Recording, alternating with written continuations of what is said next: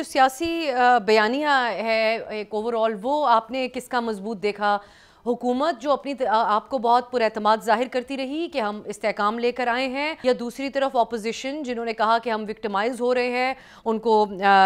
Cases کا سامنا بھی کرنا پڑا، سیاسی سرگرمی کے حوالے سے بھی ان کے لیے رکاوٹیں رہیں، تو کس کا بیانیہ آپ سمجھتے ہیں کہ مضبوط ہوا؟ میرے خیال میں دیکھیے بیانیہ کی مقبولیت تو ایک الگ چیز ہے،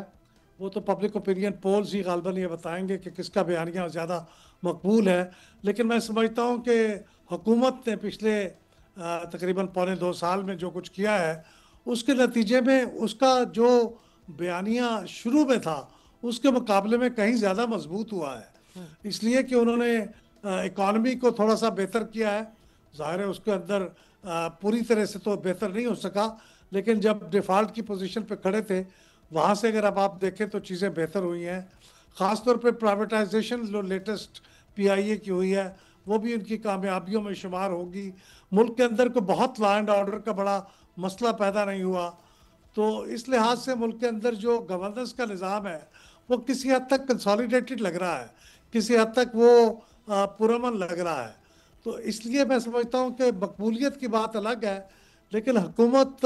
جو کام کر رہی ہے اس کے اندر اس کو کامیابی ہو رہی ہے، اور یہ شاید اگر وقت گزرنے کے ساتھ یہ اس طرح کرتے رہے اور کو اپنے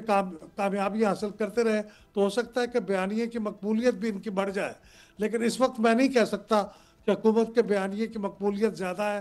مجھے شک ہے کہ اپوزیشن کے بیانیے کی مقبولیت زیادہ ہے۔